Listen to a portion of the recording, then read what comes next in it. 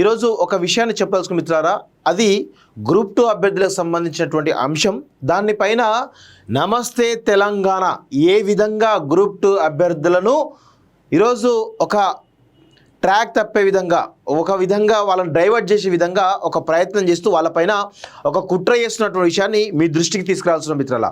ఎందుకంటే వీళ్లకు అంటే ఈ కల్వకుంట్ల కాలకేయులకు కానీ లేకపోతే వాళ్ళకి సంబంధించినటువంటి ఎవరైతే ఉన్నారో వాళ్లకు ఈ తెలంగాణ రాష్ట్రంలో ఉన్నటువంటి సబ్బండ వర్గాలు బాగుపడడం కావచ్చు, లేకపోతే ఇక్కడ ఉన్నటువంటి నిరుద్యోగుల విషయంలో ఏదైనా మంచి జరిగితే అది ఖచ్చితంగా ఈరోజు ఇబ్బందికరమైనటువంటి దృశ్యంలో ఈరోజు వాళ్ళను డైవర్ట్ చేసేటువంటి ప్రయత్నం చేస్తూ ఉంది, వాళ్ళను మోసం చేసేటువంటి ప్రయత్నం చేస్తూ ఉంది, వాళ్ళను కంప్లీట్గా ఈరోజు వాళ్ళకు ఒక రకంగా ఒక తప్పుదారి పట్టించేటువంటి ప్రయత్నం చేస్తూ ఉంది. సో దాని గురించి ఒకసారి క్లియర్గా మీకు చెప్పేటువంటి ప్రయత్నం చేసే మిత్రులారా, ఇది చాలా ఇంపార్టెంట్ అంశం. ఎందుకంటే వీళ్ళు చేస్తున్నటువంటి దుర్మార్గాలు ఎంత ఉన్నాయంటే ఒకసారి చూద్దాం. ఇది మొన్న వచ్చినటువంటి పేపర్ కటింగ్, ఇది నా దృష్టికి రావడంతో దీనిపైన స్టోరీ చేయాలనుకున్నా. గ్రూప్ 2 అభ్యర్థులు దయచేసి నమస్తే తెలంగాణను మీరు నమ్మల్లా వద్దా, తెలంగాణ ప్రజలు నమస్తే తెలంగాణను నమ్మల్లా వద్దా, నమస్తే తెలంగాణ ఏ విధంగా తప్పుదో పట్టిస్తుందో ఒక్కసారి మీకు చూపించే ప్రయత్నం చేస్తున్నారా. ఇక్కడ చూడండి, గ్రూప్ 2 హాల్ టికెట్లు విడుదల అంటూ చెప్పింది. ఓకే, 15-16 తేదీలో పరీక్షలు 33 జిల్లాల్లో 1369 కేంద్రాలు హాజరు కానున్న 5.5 లక్షల మంది అభ్యర్థులు అంటూ చాలా క్లియర్గా చెప్పడం జరిగింది. ఇక్కడ గ్రూప్ 2 పరీక్షల షెడ్యూల్ అని చెప్పేసి పెట్టడం జరిగింది కదా. ఒకసారి దీని గురించి మనం చూసినట్లయితే గ్రూప్ 2 పరీక్ష షెడ్యూల్ చూసినట్లయితే 15/12/2024 శనివారం అని చెప్తా ఉన్నారు. ఓకే, ఇది ఒక్కసారి పాయింట్ నోట్ చేసుకోండి మిత్రులారా. దీన్ని ఖచ్చితంగా గ్రూప్ 2 అభ్యర్థులు గమనించాలి. మిమ్మల్ని ఏ విధంగా తప్పుదో పట్టిస్తుందో దీన్ని బట్టి మనం అర్థం చేసుకోవాలి. ఉదయం 10 నుంచి మధ్యాహ్నం 12:20 గంటలకు పేపర్ 1, మధ్యాహ్నం 3 నుంచి సాయంత్రం 5:30 గంటలకు పేపర్ 2. ఇగో 16/12/2024 ఆదివారం. ఓకే, ఉదయం 10 నుంచి మధ్యాహ్నం 12:20 గంటలకు పేపర్ 3, మధ్యాహ్నం 3 నుంచి సాయంత్రం 5:30 గంటలకు పేపర్ 4 అంటూ ఈ 4 పేపర్లు చెప్తా ఉంది. దీనిలో 15వ తారీఖు శనివారం అంటా ఉన్నారు, 16వ తారీఖు ఆదివారం అంటా ఉన్నారు. ఒకసారి గవర్నమెంట్ క్యాలెండర్ ఇచ్చినటువంటి దాంట్లో, ఇక నేను వేరే క్యాలెండర్ తీసుకుంటే మళ్ళీ ఇబ్బంది అనుకుంటారు కావచ్చు. గవర్నమెంట్ క్యాలెండర్ తీసుకున్నట్లయితే ఇక చూడండి, ఇక్కడ ఒకసారి డిసెంబర్ 2024 చూసినట్లయితే 15వ తారీఖు 16వ తారీఖు ఏమవుతుంది చూడండి ఒకసారి. మండే అంటే వాళ్ళు ఏం చెప్తా ఉన్నారు, నమస్తే తెలంగాణలో 15వ తారీఖు ఏమో శనివారం అని చెప్తా ఉన్నారు, 16వ తారీఖు ఏమో ఆదివారం అని చెప్తా ఉన్నారు. కానీ ఇక్కడ క్యాలెండర్ ప్రకారం ఏమో 15వ తారీఖు ఏమో ఆదివారం, 16వ తారీఖు ఏమో సోమవారం అవుతా ఉంది. అంటే దీన్ని బట్టి మీరు ఏం అర్థం చేసుకోవాలి, గ్రూప్ 2 అభ్యర్థులను తప్పుదో పట్టించే విధంగా నమస్తే తెలంగాణ కథనాలు ఉన్నాయి. ఇది గ్రూప్ 2 అభ్యర్థులకు కాదండి, ఇది అందరికీ కూడా వర్తిస్తుంది, తెలంగాణ సమాజం అందరికి కూడా వర్తిస్తుంది. ఆ విధంగా వీళ్ళు తెలంగాణ ప్రజలు తప్పుదో పట్టించేలా కథనాలు చేస్తారు అనడానికి ఇదొక మచ్చు తునక మాత్రమే. ఇలాంటివి చాలా ఘటనలు ఉన్నాయి. ఇప్పటికైనా కానీ నమస్తే తెలంగాణ మీరు సవరించుకోవాలి. ఎందుకంటే ఒకవేళ నమస్తే తెలంగాణను చదివేటువంటి విద్యార్థులు కానీ అభ్యర్థులు ఎవరైతే ఉన్నారో 15వ తారీఖు శనివారం అనుకునే సెంటర్కి వెళ్తే ఏ విధమైన పరిస్థితి అర్థం చేసుకోండి ఒకసారి. 16వ తారీఖు ఆదివారం వెళ్తే ఏ విధంగా పరిస్థితి ఒకసారి అర్థం చేసుకోండి. అంటే గ్రూప్ 2 అభ్యర్థులు ఎగ్జామ్స్ రాయొద్దు, వాళ్ళను టెన్షన్లో పెట్టాలి, వాళ్ళను ఇబ్బందులకు గురి చేయాలనేటువంటి ఒక ప్రయత్నం గత 10 ఏళ్ళ నుంచి జరుగుతూ ఉంది. దానిలో బాగా కొనసాగింపుగా వాళ్ళకున్నటువంటి ఈ టిష్యూ పేపర్ అవుతుందో, ఇది కనీసం చిన్నపిల్లగాడు ముడ్డికి కూడా కట్టుకోవడం పనికిరానిటువంటి పేపర్ అవుతుందో, దానిలో ఈ విధమైనటువంటి కథనాలు చేసి ఈరోజు పెద్ద ఎత్తున గ్రూప్ 2 అభ్యర్థులను తప్పుదో పట్టించే విధంగా ఈ కథనం ఉందనేది చాలా స్పష్టంగా అర్థమవుతా ఉంది.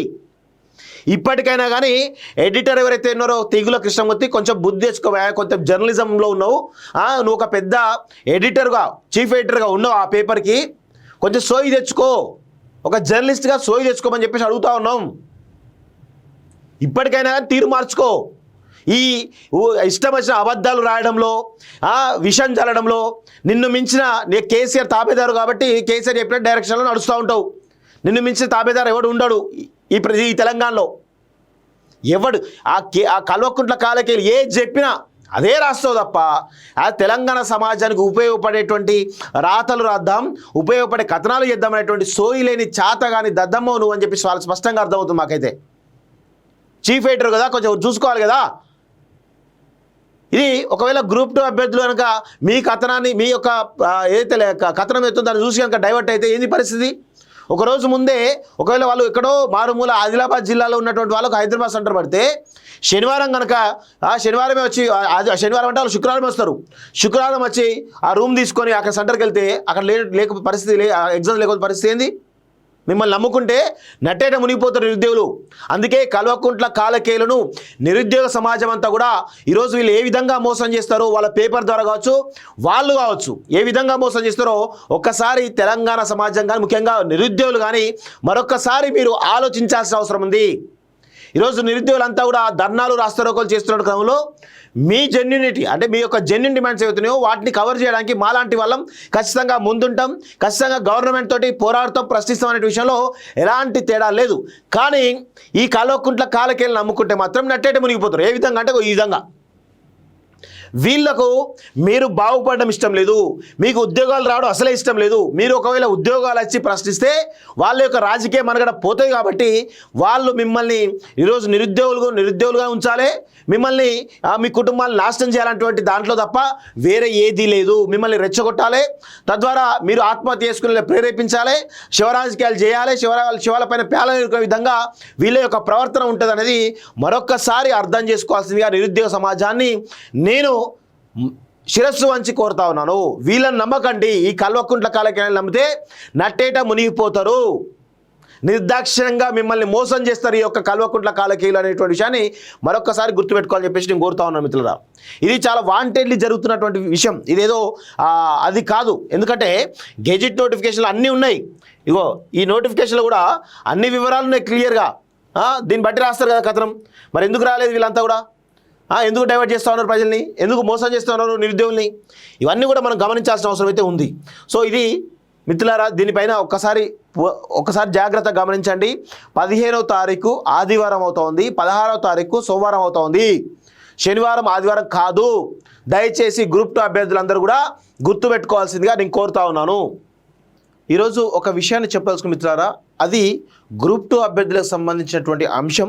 దానిపైన నమస్తే తెలంగాణ ఏ విధంగా గ్రూప్ 2 అభ్యర్థులను ఈరోజు ఒక ట్రాక్ తప్పే విధంగా, ఒక విధంగా వాళ్ళని డైవర్ట్ చేసే విధంగా ఒక ప్రయత్నం చేస్తూ వాళ్ళపైన ఒక కుట్ర చేస్తున్నటువంటి విషయాన్ని మీ దృష్టికి తీసుకురావాల్సిన మిత్రుల.